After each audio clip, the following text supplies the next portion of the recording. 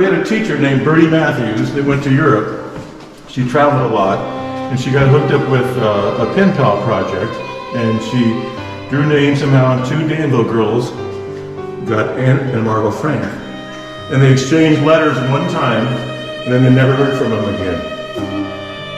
So what we have, this is Anne and Juanita, and then this is Margot, Frank, and Betty. And I have a video, about 15 minutes I'm going to show you, of Betty talking when she's in her 80s.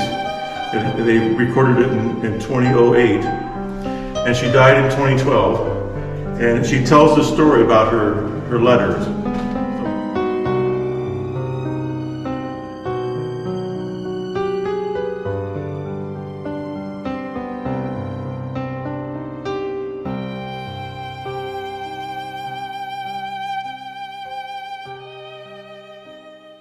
Well, the pen pal program got started by Miss Birdie Mathews, our 7th and 8th grade teacher. And she was very unique as I look back at it now, because she would travel on her vacation in the summertime to Europe and to learn what's going on in the rest of the world.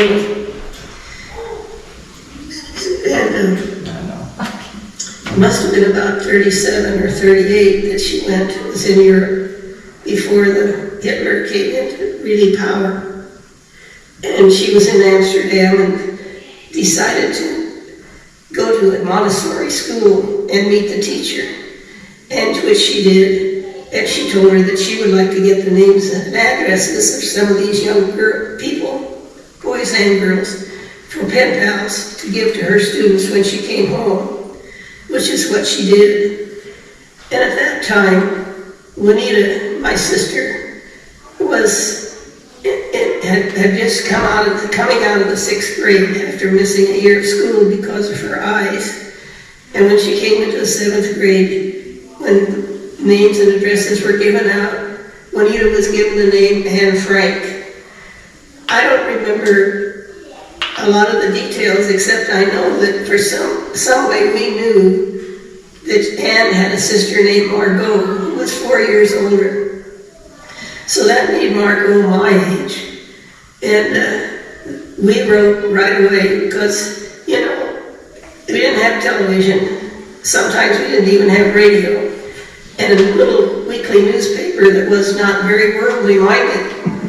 So to write to somebody overseas was a great thing to do. And I can remember how excited we were.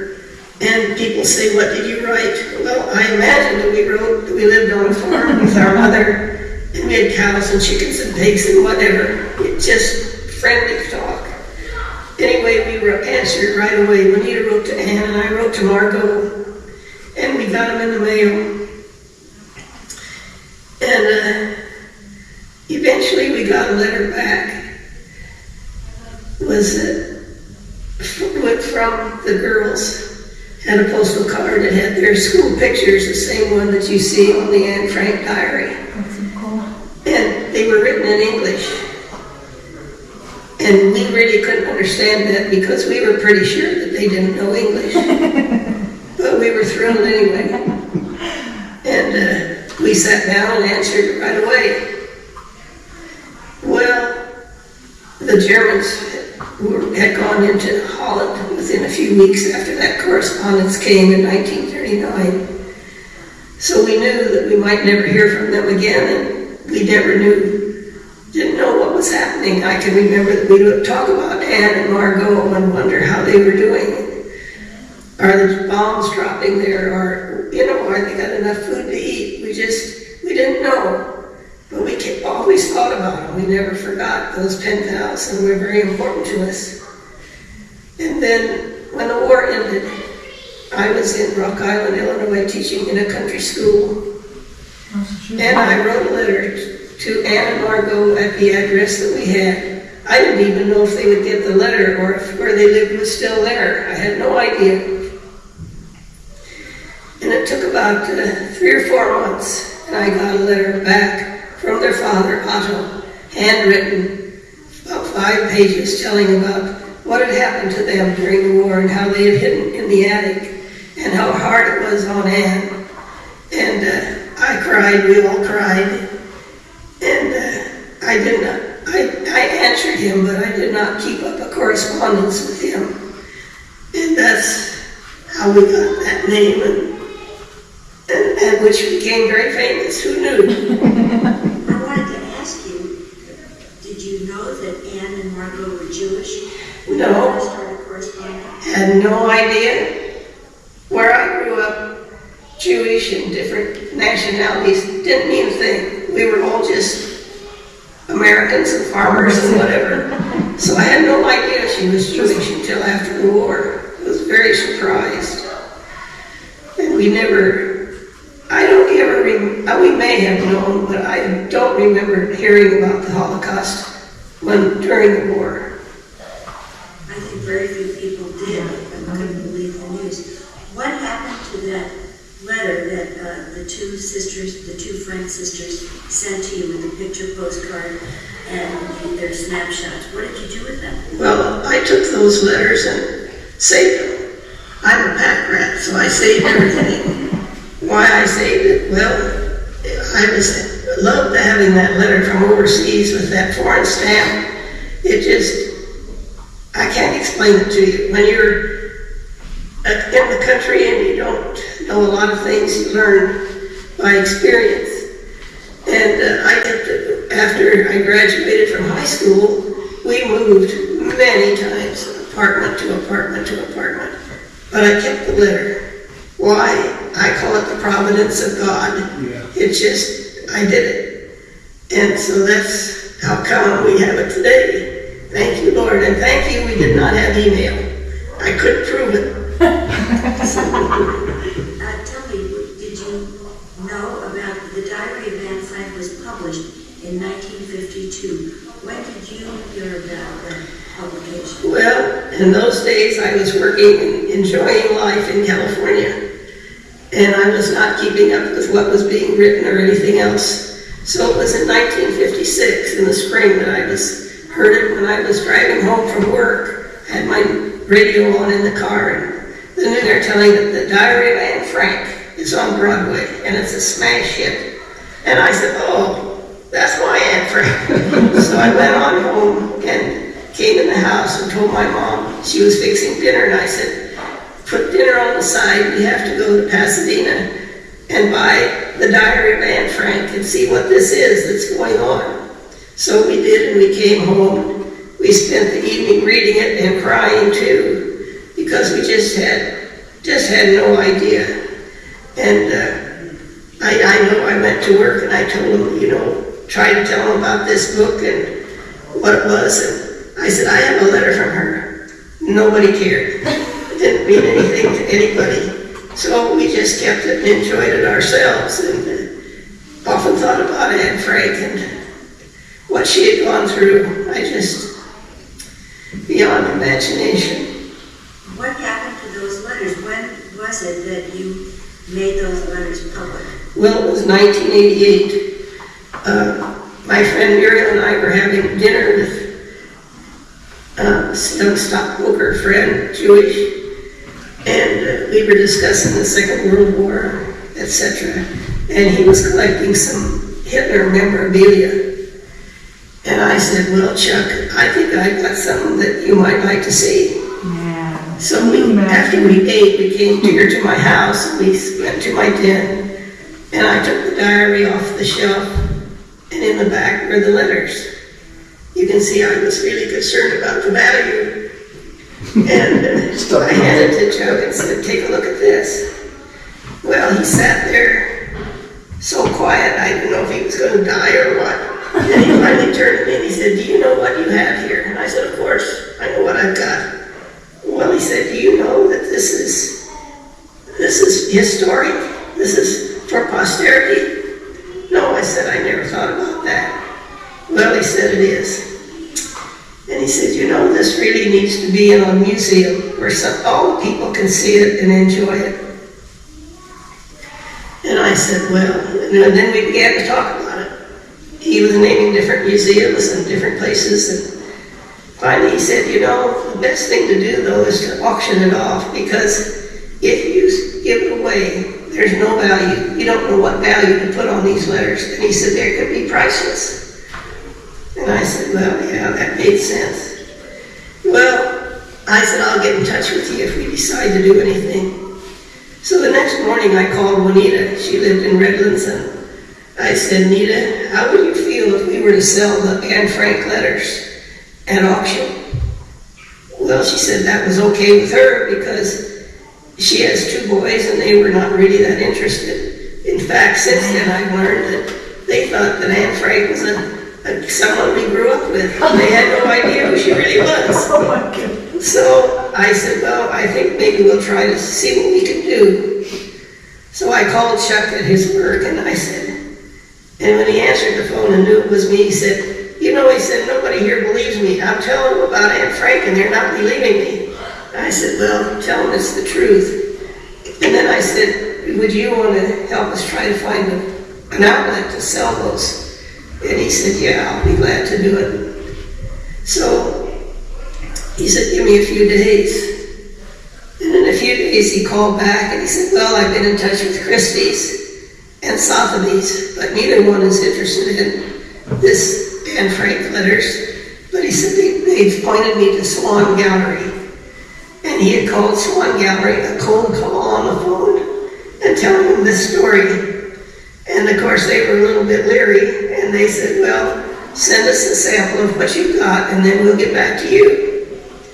So that weekend, Juanita and I made some nice Xerox copies and a covering letter and special delivered it to New York. Well, after they got those letters and they did their research and called in the handwriting experts and all, they were very excited. And the president of Swan Gallery called Chuck and told him we're interested in this very much. And so they called me. And they said, they're authentic. And I said, well, explain to me how they're in English. I said, that Juanita and I never have understood. And he said, well, we figured that the father translated your letter into Dutch, and the girls wrote to you in Dutch what they wanted to say. Then he wrote it in English, and each girl copied his English onto our letters. That's cool. So it made the letters more valuable because it's the only thing that in writing that is in English by Anne and by Margot. And they said, there's no doubt that it's real. We won't argue about that one. So he said, we'd like to take it on consignment. And I said, that's fine. Anyway, they first thought, well, might be worth $10,000. Then the prices kept going up, and they were busy doing their advertising, or getting ready to, and to put it up for auction. And about, I think it was in July sometime, the Swan Gallery gave one news release to the New York Times on a Thursday or something. And they planned then on Monday to give it, to announce it to the world. Well, it only got as far as the New York Times, and it was on UPS, or not UPS, United Associated Press, etc. And it was going around the world. And my phone began to ring. And I remember that the writer from New York Times called and said, I need to ask you some questions. And I said, sure. And I answered him. Then he hung up, and after a while he called again. Well, by then I got my head together and I thought, I had a lot of questions to ask. And I started asking questions. He said, lady, I don't have time to talk and answer your questions. I'm trying to get this article for tomorrow's paper. And I thought, well, no big deal, probably be a small thing back in the page 50 or something, who knows. But do you know, when I got up the next morning, then the phone was really ringing here, CBS, ABC, NBC, CNN, everybody wanted to come for an interview. And someone brought me a copy of the New York Times. And on the top half of the front page was Dukakis, and the bottom half were the pen pals. Oh, that's so cool. I tell you, talk about exciting for country kids, not too bright, it was wonderful. And I really enjoyed it. And my sister didn't get too involved because her husband wasn't well, and she just didn't feel she could do that, so she told me, go ahead. Well, I've had a wonderful experience through all of that.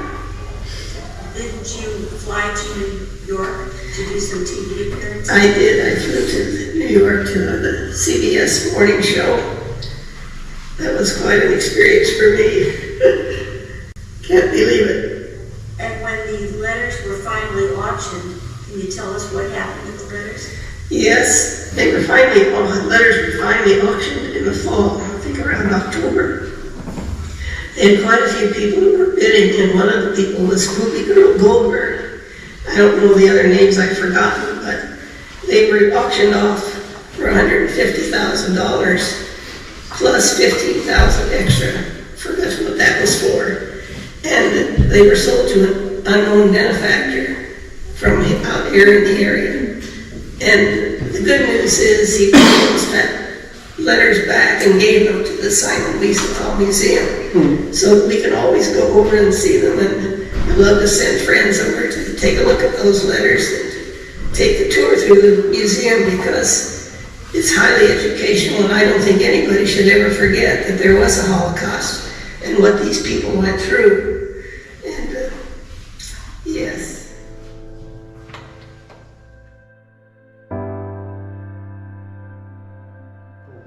So our timeline starts with the 20s, 30s, and it comes around, it gets to the 40s where the letters were. Frankfurt? We'd go there all the time when we were in Mannheim. Heidelberg, that's where Jory was born, Uncle Jory. That's where he was born. And her dad, Anne Frank's dad, was studying economics there.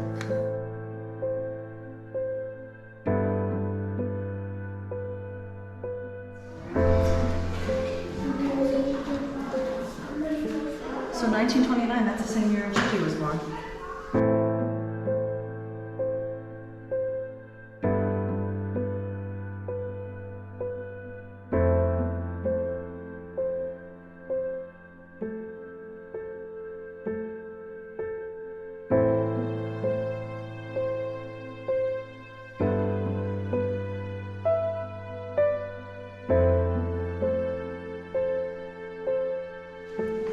That's where it started, right in Poland.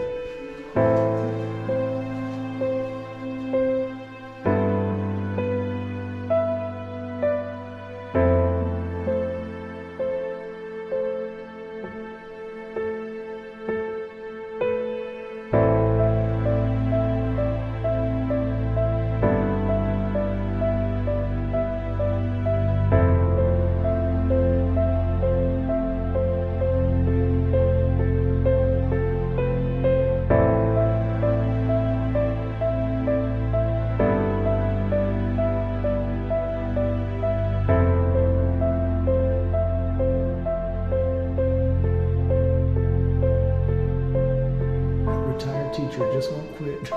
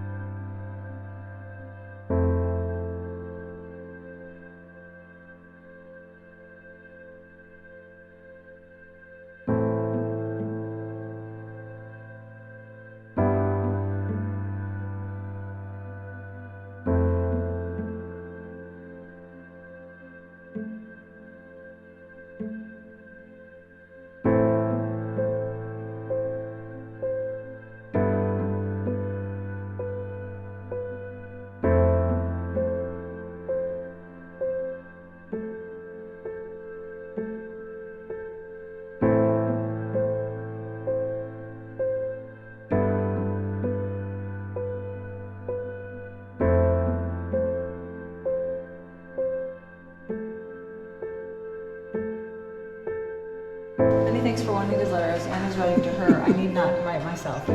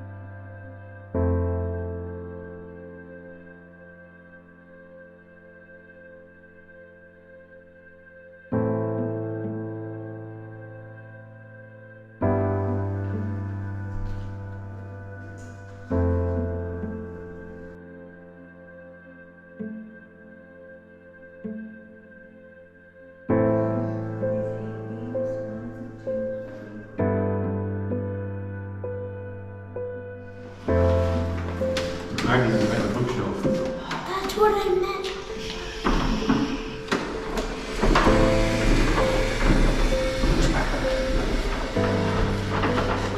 That's cool. Right. So the timeline continues. 1942.